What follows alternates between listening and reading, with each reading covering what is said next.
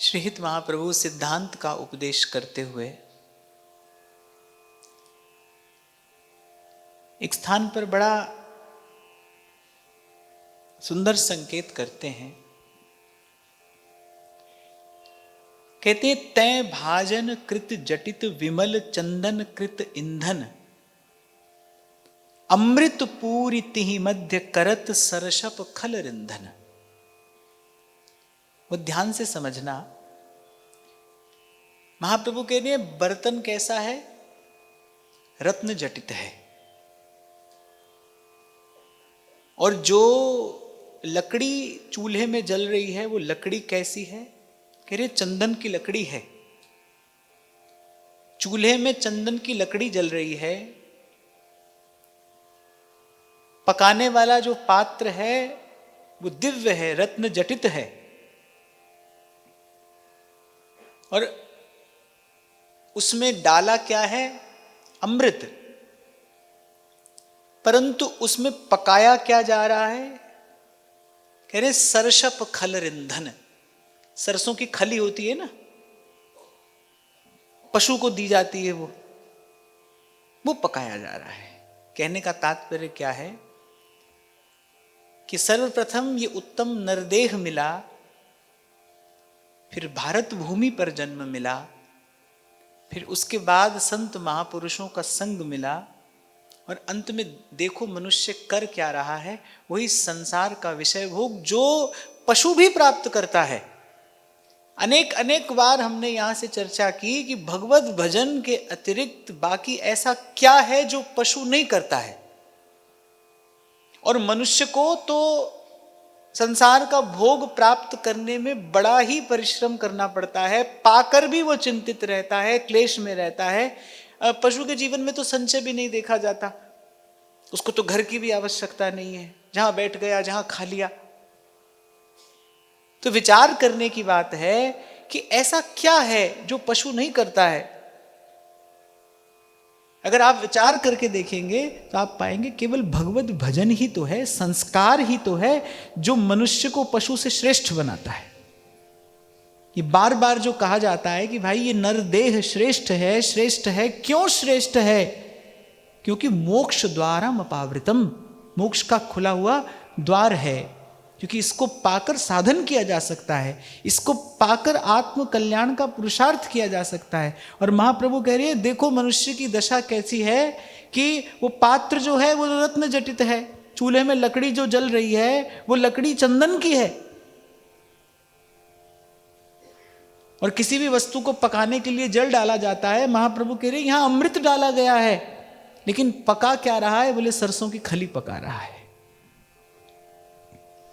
फिर एक और उदाहरण देते हैं, अद्भुत धर पर करत कष्ट कंचन हलवाहत। बड़ी ये अद्भुत भूमि है, और जो हल चलाया जा रहा है वो हल भी सोने का है, बड़ा परिश्रम भी कर रहा है, सोने का हल भी चला रहा है। लेकिन बीज किसका बो रहा है? कह रहे विष का बीज बो रहा है, विष का बीज बो रहा है। मैं अनेक बार आपसे कहता हूं भाई, जो जीवन में आया है वो किसी का दिया हुआ, किसी का भेजा हुआ नहीं है, वो अपना कमाया हुआ है। किसी व्यक्ति को आज अगर कोई पीड़ा है, सारे संसार के लोग उसको अपने हिस्से का सुख देना चाहें, दे सकते हैं? नहीं दे सकते। उसकी पीड़ा ले सकते हैं? नहीं ले सकते हैं। अपने हिस्से का सुख दुख है भाई, अपने हिस्से आया है तो भोगना भी पड़ता है और भुगतना भी पड़ता है। पर यहां आचार्य कह रहे हैं, बोले ऐसे कर्म का बीज डालते ही क्यों हो, इसको कल या तो भोगना पड़े या भुगतना पड़े।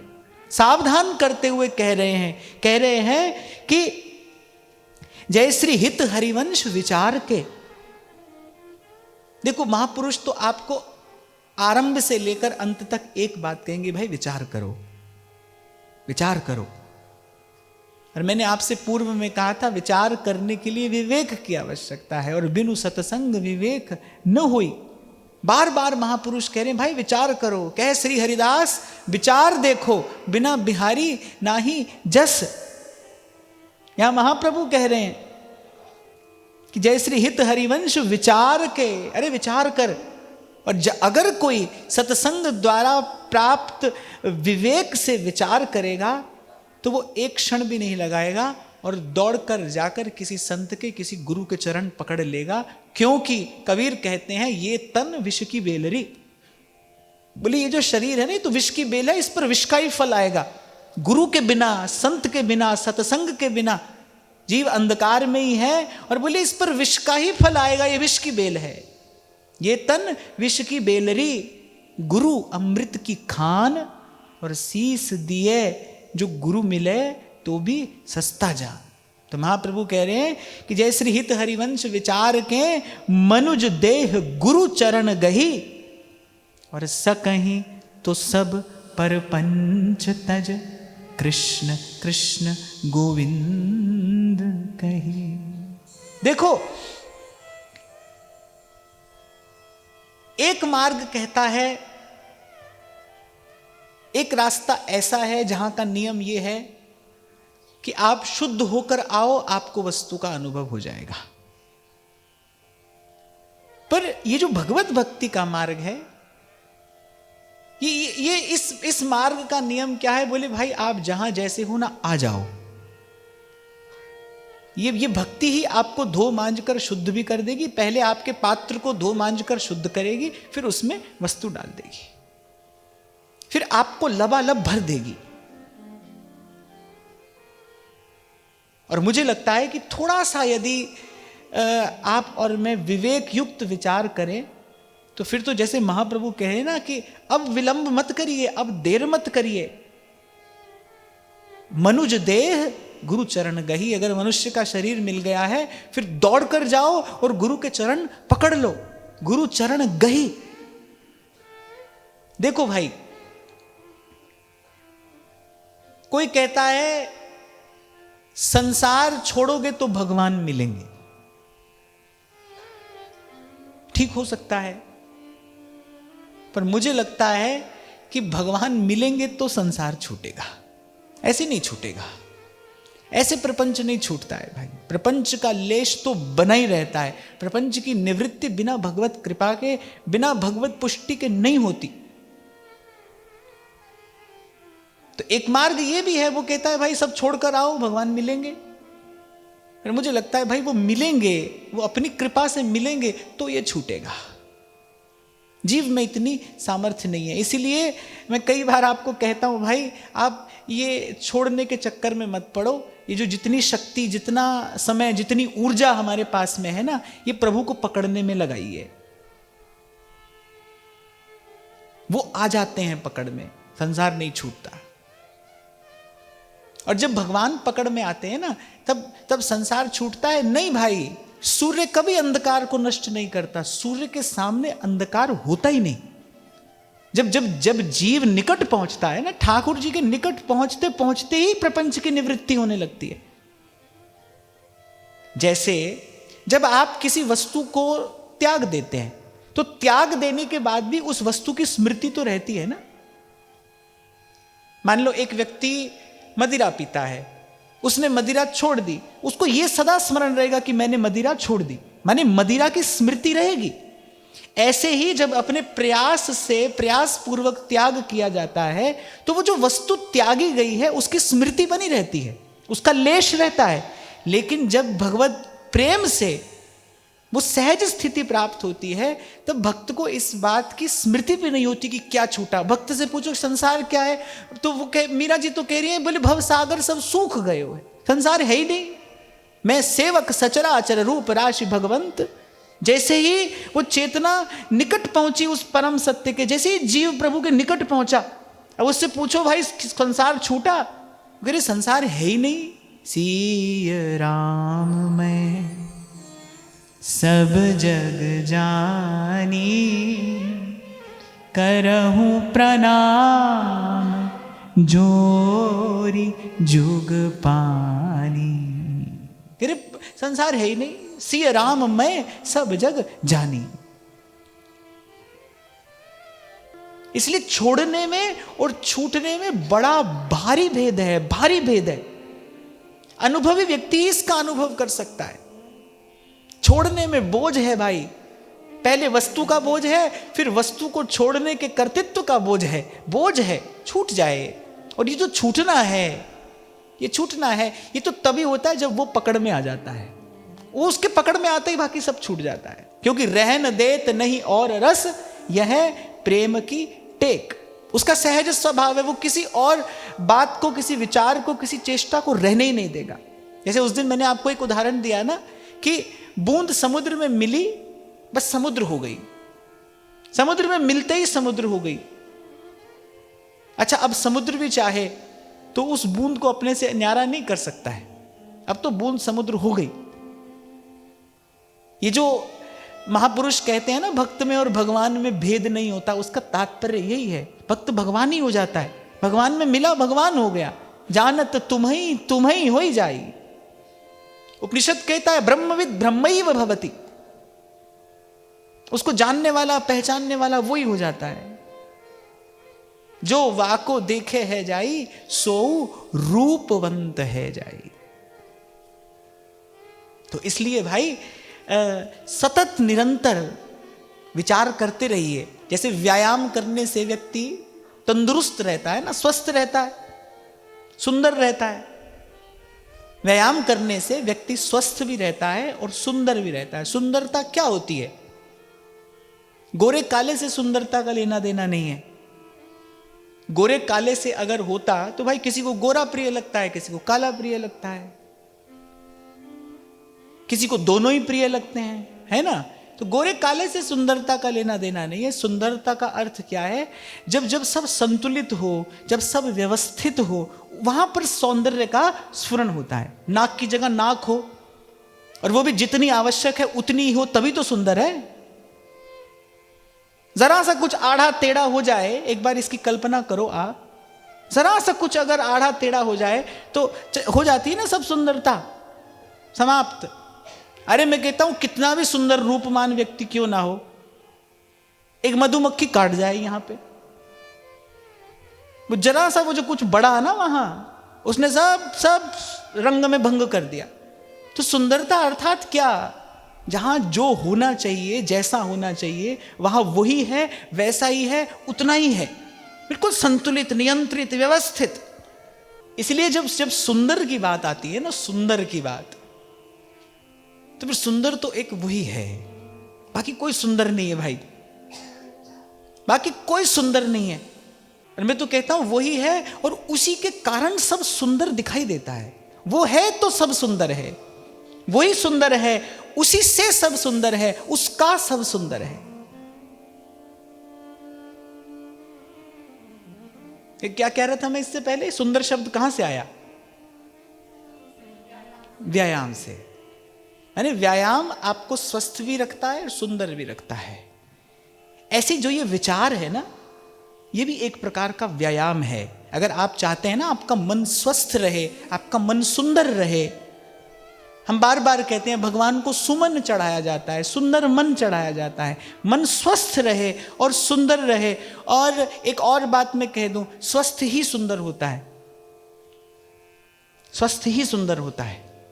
मन स्वस्थ रहे, मन सुंदर रहे, फिर इसके लिए मन को थोड़ा व्यायाम करना पड़ेगा। और मन का व्यायाम क्या है? ये जो आत्मचिंतन है, तत्व का चिंतन है, वस्तु का विचार है, ये मन का व्यायाम है। क्यों मैं आपसे कहता हूं साधक के जीवन में एकांत हो। जिसके पास एकांत नहीं होगा उसकी प्रज्ञा अशुद्ध हो जाएगी, माने अस्वस्थ हो जाएगी। अस्वस्थ व्यक्ति व्यायाम नहीं कर सकता। वैद्य भी मना कर देता है, बोले जब तक रोग है तब तक व्यायाम नहीं करना। अगर प्रज्ञा अशुद्ध हुई, मैली हो गई, तो फिर विवेकपूर्ण विचार नहीं हो पाएगा। और प्रज्ञा को शुद्ध रखने का उपाय है एकांत सेवन, एकांत का सेवन हो। ये बात मैंने बहुत अनुभवी महापुरुष के मुख से सुनी कि माने उन्होंने ये बात मुझसे कही। बोले आप लोग जिस स्थान पर हैं, बोले ऐसा नहीं कि सुबह से लेकर शाम तक भगत जगत में ही उलझ जाना। बोले ऐसा ना करना कि सुबह से शाम तक भक्तों के बीच में ही बने हो। बोले नहीं तो प्रज्ञा शुद्ध नहीं रहेगी, वस्तु का विचार नहीं होगा, निकट रहते हुए भी वस्तु ग्रहण नहीं कर पाओगे। कल आपको मैंने छोटा सा एक प्रसंग सुनाया कि कोई मछली पकड़ रहा है और स्वामी रामकृष्ण परमहंस पूछते हैं शिष्य से, क्या देखा? आप देखो, मैं तो जब ये कथा मैंने पढ़ी तो मुझे बड़ा आश्चर्य हुआ। देखो कैसा प्रज्ञावान उनका शिष्य है, उसकी प्रज्ञा शुद्ध है, उसने आसपास घटने वाली उस साधारण सी घटना से कितना गंभीर, कितना दिव्य अर्थ निकाल लिया। नहीं तो भगवान की कथा भी कहानी लगती है। अगर प्रज्ञा शुद्ध ना हो फिर ये कथा भी कहानी लगेगी, और अगर प्रज्ञा शुद्ध है तो फिर व्यक्ति छोटी सी घटना से भी बहुत बहुत बड़ा सार संदेश प्राप्त कर लेता है। पर मैं आपको ये कह रहा हूं कि यदि आप चाहते हैं ना मन स्वस्थ और सुंदर रहे, फिर मन से नित्य व्यायाम करना पड़ता है। ये जो विचार है, चिंतन है, ये मन का व्यायाम है।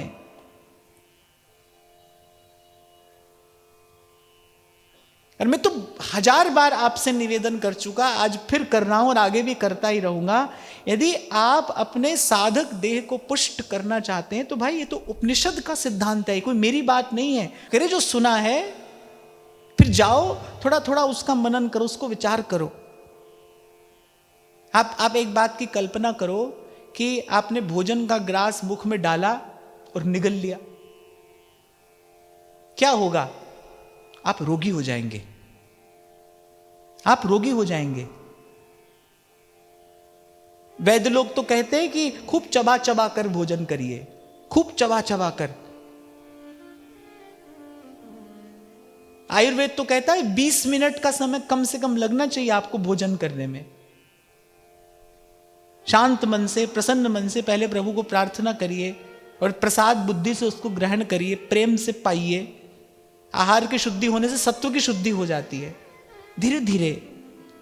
तो जो सुना है ना यहां से, आज सुना फिर कल कुछ और सुनने आ गए। अब पूछा कल क्या सुना था, ये तो खबर नहीं, तो क्या हुआ? बस भोजन डाला और निगला।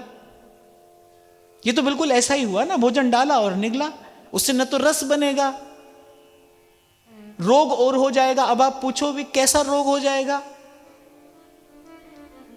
सुना लेकिन उसका कुछ मनन, कुछ चिंतन, कुछ निधिध्यासन नहीं किया। सुना सुना सुना सुन रहे हैं तो आपको लगेगा भाई सुन तो रहे हैं कम से कम, रोग क्या हो जाएगा? इससे रोग ये हो जाएगा कि आपको लगेगा कि हम बहुत सुन चुके, हम बहुत जान गए, हम बहुत जानते हैं, लेकिन आप नहीं जानते। ये भ्रम का रोग और हो जाएगा। इसलिए सुनिए, थोड़ा सुनिए, थोड़ा सुनिए, फिर जाकर उसका विचार करिए कि ये है खाए हुए को चबाना, उसका चर्वण करना।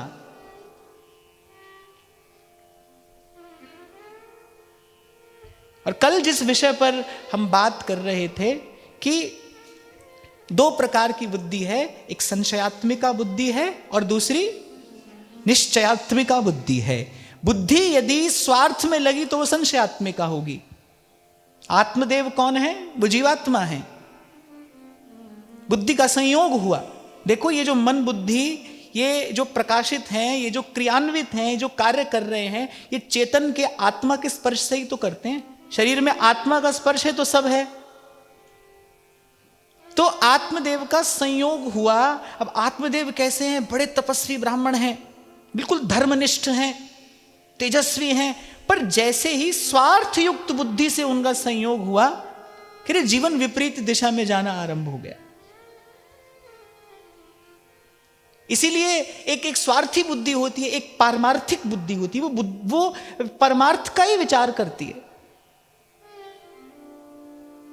अब हुआ क्या, जब आत्मदेव का विवाह हुआ धुंधुली से, और कल तो मुझे लगता है 1 घंटा हम धुंधुली की ही चर्चा करते रहे, पर वो बड़ी आवश्यक थी। कथा तो आप सबने बहुत बार सुनी होगी, पर कथा बहुत कुछ कहती है। कथा बहुत कुछ कहती है। मैं आज भी चिंतन कर रहा था कि देखो श्रीमद् भागवत में ही लिखा है कि भक्ति महारानी ने कथा के अर्थों का आभूषण पहना है। कथा दिव्यार्थ का प्रसव करती है। कथा दिव्य ज्ञान की प्रसवकारिणी है। जैसे एक स्त्री पूर्णता को कब प्राप्त करती है? जब वो पत्नी बनती है या जब वो माता बनती है? जब वो माता बनती है ना, तब उसका स्त्रीत्व पूर्ण होता है। माने जब वो संतान को जन्म देती है तब उसका स्त्रीत्व पूर्ण होता है। ऐसे ही कथा अगर दिव्यार्थ को जन्म देती है तभी वो कथा है। ऐसे जो कथा विवेक न जगाए, जो कथा किसी दिव्य अर्थ को जन्म न दे, जो कथा किसी विवेकपूर्ण विचार को जन्म न दे, वो कथा कथा नहीं है, वो तो कहानी है और बंध्या है। कथा तभी तो कथा है कि वो दिव्यार्थ का प्रसव करती है, वो दिव्यार्थ को जन्म देती है। इसलिए मैंने पूर्व में आपको निवेदन किया था, भाई मैं कहानी नहीं सुनाऊंगा आपको, वो तो आप सबने सुनी भी है, पढ़ी भी है। आप और मैं मिलकर यहां कथा का विचार करेंगे, अर्थ विचारेंगे। कहें कथा और अर्थ विचारें, अर्थ का विचार करेंगे। देखो, आत्मदेव और धुंधली का विवाह हुआ, कब हुआ, इससे अपने को कुछ लेना देना नहीं है। जिसको पुण्य का लोभ होता है ना, वो इस बात पर थोड़ा अधिक ध्यान देगा। पर जो हुआ, क्यों हुआ और उसके होने से क्या परिणाम आया और क्या आ सकता था, हमको इसका विचार करना है। ये कथा हमको क्या कह रही है? आप एक बात का विचार करिए, सनकादिक देवर्षि नारद को ये इतिहास सुना रहे हैं, पुण्य के लोभ से सुना रहे होंगे। देवर्षि नारद को कोई पुण्य का लोभ है, या देवर्षि नारद कुछ कम ज्ञानी है, वो कुछ कम जानते हैं? ऐसा है, कुछ भी नहीं है। कह रहे हैं अगर इतने बड़े महापुरुष किसी इतने बड़े महापुरुष से ये बात कह रहे हैं, तो भाई इस बात में जरूर कुछ बात होगी, इस बात में अवश्य कुछ रहस्य होगा। क्यों कही जा रही है ये कथा और कब कही जा रही है? श्रीमद् भागवत में प्रवेश करने से पहले कही जा रही है, भागवत के बीच में नहीं। श्रीमद् भागवत में अभी प्रवेश नहीं किया है, प्रवेश से पहले ही ये कथा कही जा रही है। माने प्रवेश करने के लिए इस कथा के विचार की आवश्यकता है। इसलिए कल मैंने कहा था कि धुंधली के संयोग से क्या परिणाम आएगा, इसका विचार तो हम आगे करेंगे। जब हम कथा के प्रवाह के साथ साथ आगे बढ़ेंगे तब देखेंगे क्या होता है। तो आत्मदेव कैसे हैं? तपस्वी, तेजस्वी, धर्मनिष्ठ, बड़ा शुद्ध, पवित्र, सात्विक उनका जीवन है। लेकिन जैसे ही धुंधली के साथ संयोग हुआ, जीवन की दिशा बदलने लगी। जैसे ही आप अपना तप, तेज, शक्ति, बल, बुद्धि, विद्या, आप अपना गुण, आप जैसे ही स्वार्थ में लगाओगे, आपका जीवन कहीं और जाने लगेगा। आपको पता नहीं चलेगा, लेकिन जाने लगेगा। आप किसी और दिशा में चलने लगोगे, जिसका परिणाम आगे आएगा। तो आप देखो कि कथा कह रही है कि उससे पहले वो बड़े तपस्वी हैं, तेजस्वी हैं, समृद्ध हैं, लेकिन ब्राह्मणोचित वृत्ति से ही अपना निर्वाह करते हैं, भिक्षा मांगकर अपना जीवन यापन करते हैं। घर में सब सुख समृद्धि होते हुए भी ब्राह्मण हैं, सब ब्राह्मण हैं, तपस्वी ब्राह्मण हैं। एक बात और मैं यहां पर निवेदन करके आगे बढ़ूं, ब्राह्मण का शरीर भोग भोगने के लिए नहीं है, ब्राह्मण का शरीर तो तप करने के लिए है। जन्मना ब्राह्मणो गुरु, ब्राह्मण जन्म से गुरु होता है, उसका जो शरीर है वो तप करने के लिए है, वो इस लोक को आलोक देने के लिए है। ऐसा ही उनका जीवन है। बस जैसे ही कुसंग हुआ, थोड़ा सा कुसंग हो गया, धुंधली आ गई जीवन में। जो क्रूरा है, माने बड़ी स्वार्थी है, अपने ही सुख का विचार करती है। बस उसके संग से क्या हुआ, उसके संग से होते होते जीवन की दशा भी बदल गई, दिशा भी बदल गई। कहां जा रहे थे वो ब्रह्मनिष्ठ होने, वो तप और तेज उनको कहां ले जाता? ब्रह्म ज्ञान की ओर ले जाता। समाधि में पहुंचते, जाकर भगवान का दर्शन करते। कहां वहां जीवन की गति होती, और कहां जैसे ही इस स्वार्थ युक्त बुद्धि से उनका संपर्क संसर्ग हुआ, अब उनके विचार में कुछ और आने लगा। जो इच्छा भगवान की होनी चाहिए थी, वही इच्छा संसार को प्राप्त करने की होने लगी। अब बहुत समय बीत गया, लेकिन कोई संतान नहीं है। अच्छा, किसकी नहीं होती है संतान? अगर आप बिल्कुल निष्पक्ष होकर, निष्प्रिय होकर अगर आप इस बात का चिंतन करोगे ना, तो आप ये पाओगे कि भाई अगर पूर्व का लेना देना बहुत अधिक नहीं होगा तो नहीं होगी संतान। संतान क्या होती है? आपको मेरे शब्द थोड़े कटु लग सकते हैं, कठोर लग सकते हैं, पर आप इसका विचार तो अवश्य करना। जीव का जीव से क्या संबंध है, क्या हो सकता है? न है, न हो सकता है। जीव का संबंध तो प्रभु से है, प्रभु से ही था, प्रभु से ही रहेगा। नदी नाव संजोग है, थोड़ी देर के लिए कोई मिलता है, फिर चला जाता है। यही तो होता है जीवन में। और भाई कटु सत्य है, आपके जीवन में कोई एक क्षण के लिए आया हो या 10, 20, 50 बरस के लिए, लेकिन वो है ऋण बंधु। आपका उससे कुछ लेना भी है और आपको उसे कुछ देना भी है। और आप मेरी बात ले जाना आज यहां से, जिस दिन, जिस घड़ी, जिस क्षण वो लेना देना समाप्त होगा, वो जीव अपनी यात्रा पर आगे निकल जाएगा, आप अपनी यात्रा पर। मैं जानता हूं इस सत्य को धारण करना कठिन है, इस सत्य को धारण करना कठिन है, पर सत्य यही है। यही माया श्री कृष्ण की मोयो सब संसार। भगवान विचार करते, देखो भाई, इसको मैंने संतान इसलिए नहीं दी ताकि और आगे प्रपंच में न पड़े, और ये उसी प्रपंच में फंसने को आतुर है। अब देखो भाई, संसार की लीला तो कुछ ऐसी है, माता पिता दिन रात झगड़ रहे हैं, विवाह हुआ, पति पत्नी दिन रात झगड़ रहे हैं, और लगे बालक का भी ब्याह हो जाए। भाई तुमने कौन सा सुख पा लिया जो ये पालेगा? भाई तुमने कौन सी कमाई की है जो ये कर लेगा? और मुझे लगता है भाई, रोते भी लगते रहो, ब्याह होना है तो हो ही जाता है, नहीं होना है तो नहीं होता है। फिर क्या है? माया मोह सब जग जंजाला, जात न जानो दुर्लभ काला। अगर जीव विचार करे ना, विचार करे तो यही सत्य है कि कितने रचो मनोरथ माला, और पर भावी पर पर्दा काला, और तब कहते हैं सुजन सयाने, राम की बातें राम ही जाने। जो सत्य को उपलब्ध हो गया है, हमारे व्यास जी एक बड़ी सुंदर बात वाणी में कहते हैं व्यास न देत असीस सराप। वो कहते हैं ना मैं किसी को आशीर्वाद देता हूं, ना मैं श्राप देता हूं। क्यों? क्योंकि हुई ही जो राम रचि राखा। जो प्रभु ने किया है और जो प्रभु कर रहे हैं, जो प्रभु करेंगे, उसी में सबका हित है, मेरा आपका नहीं, उसमें सबका हित है।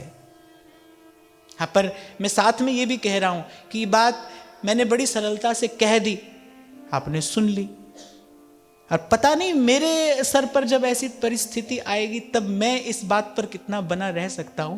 पर उससे सत्य तो नहीं बदलता, सत्य तो सत्य रहता है, सत्य तो यही है, सत्य तो यही है। इसीलिए आपको निवेदन कर रहा था मैं कुछ क्षण पहले कि थोड़ा मन का व्यायाम भी करना चाहिए, थोड़ा मन का व्यायाम भी नित्य करना चाहिए। आपको स्मरण हो, मैं आपसे कई बार कहा करता हूं, भाई आपके भीतर आप ही जा सकते हो, आपको ही जाना पड़ेगा, वहां तक की यात्रा आपको ही करनी है। पर कैसे करनी है? नाम का दीपक हाथ ले, चलिए बीहड़ बाट, जाए अंधेरा लांघ कर, उतर करम का घाट। इस मोह के अंधेरे के पार वो देश है जहां हमारे आचार्य कहते हैं श्याम बने हैं राधिका और राधा हो रही श्याम। इस अंधकार से पार वो देश है, इस अंधकार से निकलकर जाना ही है भाई। इसी का विचार करके कल आपसे मैंने कहा था, जो आज इस दुख से बचकर भागने का प्रयास करेगा वो इसी में भटकता रहेगा, जो आज इसे स्वीकार कर लेगा वो कल इससे पार हो जाएगा, वो कल इससे मुक्त हो जाएगा। तो आप देखो, एक तपस्वी ब्राह्मण का मन कितना चंचल हो गया, कितना आतुर हो गया। पुत्रेषणा ने उसे इतना व्याकुल कर दिया कि मुझे पुत्र की प्राप्ति हो, मुझे संतान प्राप्ति हो। और ये क्यों हुआ? ये स्वार्थ परक उस बुद्धि के कुसंग के कारण हुआ।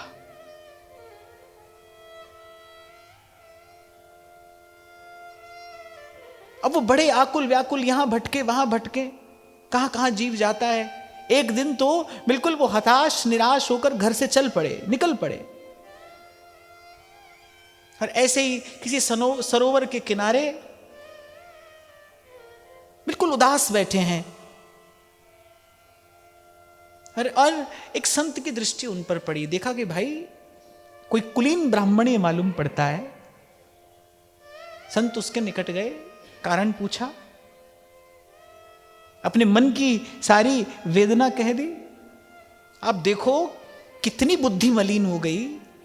श्रीमद् भागवत में क्या लिखा है, क्या कहते हैं आत्मदेव उन संत से मिलकर, दिग्जीवितम प्रजाहीनम दिग्गृहम च प्रजाम विना दिग्धनम चानपत्यस्य दिक्कुलम संततिम विना। बोले अरे संतानहीन जीवन को धिक्कार है, संतानहीन घर को धिक्कार है, संतानहीन कुल को धिक्कार है। माने ऐसी बुद्धि हो गई उस ब्राह्मण की कि उनको लगा कि मानव जीवन का लक्ष्य केवल संतान की प्राप्ति है बस। अब तो जो होगा वो यहीं से होगा, इसी से होगा। इसी को कहते हैं बुद्धि में विपर्य उपस्थित हो जाना, बुद्धि का मलिन हो जाना। ये जो बार बार आपसे कहा जाता है ना भाई कुसंग से बचना, कुसंग क्या करेगा, बुद्धि को मलिन कर देगा, विचार शक्ति समाप्त हो जाएगी। एक बात बड़े सरल से शब्दों में आपको मैं कह दूं, भीड़ आपको भेड़ बना देगी। भेड़ होती है ना, बस चल रही है, किसी के भी पीछे चल रही है, भीड़ आपको भेड़ बना देगी। इसीलिए मेरा कबीर कहता है, कबीर जी कहते हैं, साधु न मिले जमात। सिंहों के नहीं लेहड़े, मेरे शेर झुंडों में नहीं रहते, सिंहों के नहीं लेहड़े और हंसों की नहीं पात। आपने कभी देखा हो खेतों में या किसी नदी सरोवर में ऐसे बगुलों की पंक्तियां होती हैं, यानी अनेक अनेक बगुले होते हैं वहां पर। कबीर कह रहे हैं हंसों की नहीं पात, हंसों की ऐसी पंक्तियां नहीं होती। हंस तो मानसरोवर में अकेला या बस अपने किसी एक संगी साथी के साथ होता है। और कबीर तो कहते हैं हंस अकेला ही है, वो तो अब इस जीवात्मा को ही हंस कहते हैं, करे अकेला ही है।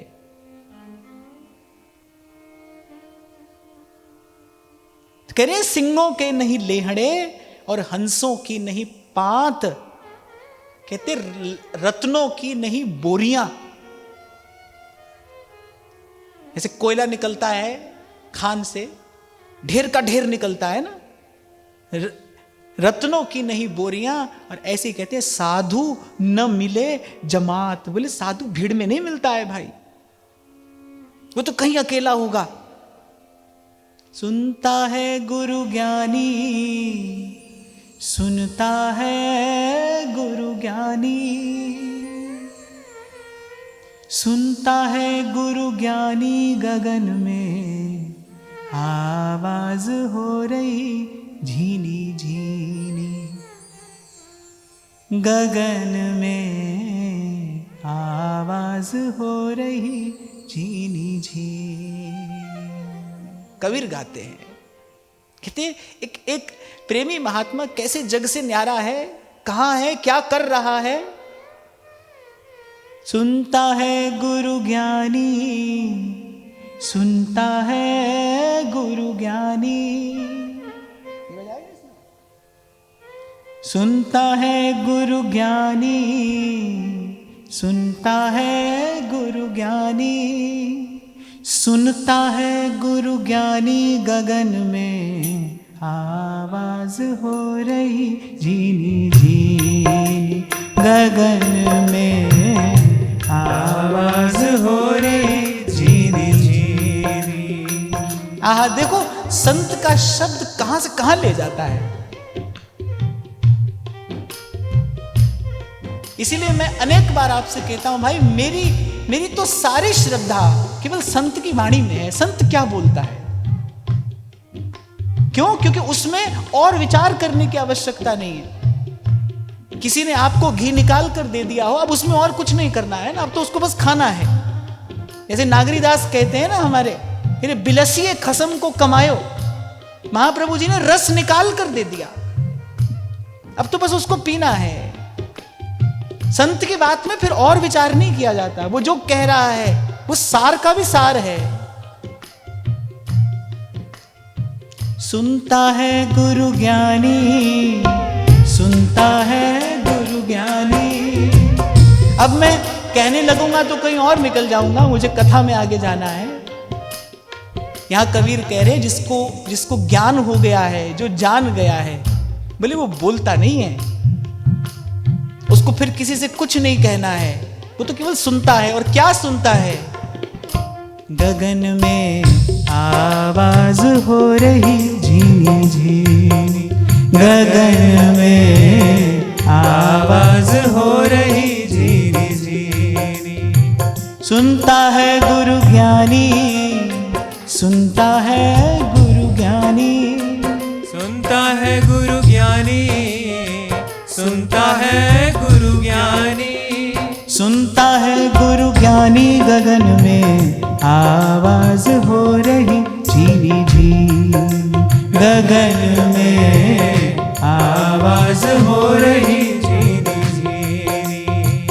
मुरलिया बाज रही, मुरलिया बाज रही। ओ कोई सुने रे संत सुजान, कोई सुने रे संत सुजान, मुरलिया बाज रही, मुरलिया बाज रही, मुरलिया बाज रही, मुरलिया बाज रही। और बस जिसका एकांत पवित्र हो गया वही साधु हो गया। जिसका एकांत पवित्र है बस वही साधु है।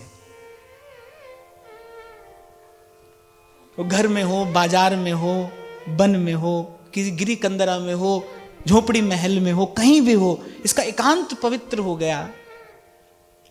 जिसको ये झीना झीना स्वर सुनाई पड़ने लगा बस वो साधु हो गया।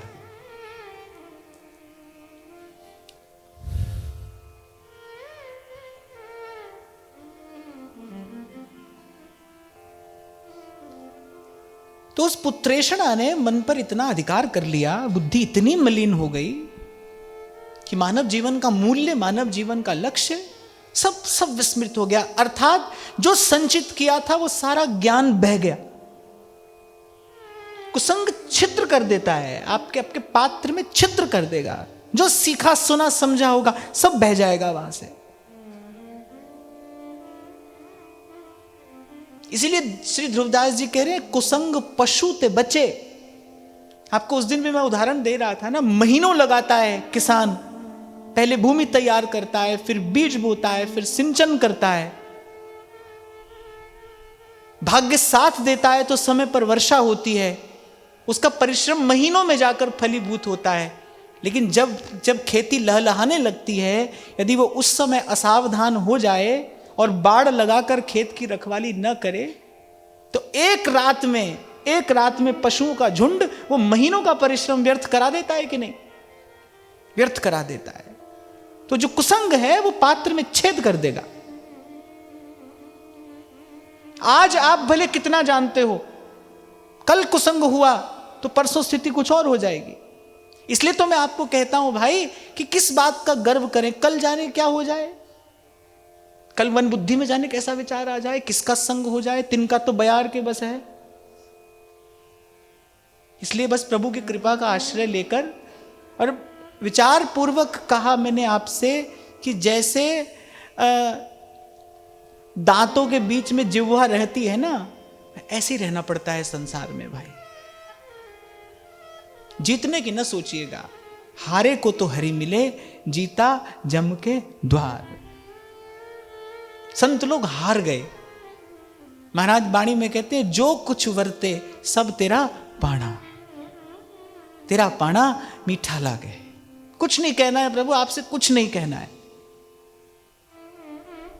ये शब्द यहीं से निकले हैं। बिन बोलिया सब किछ जानिना, किस आगे की जय अरदास।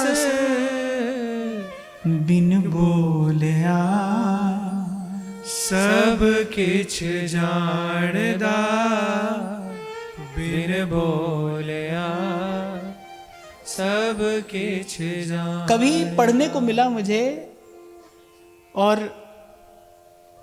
मन भर गया आश्चर्य, आनंद और थोड़ा पीड़ा से भी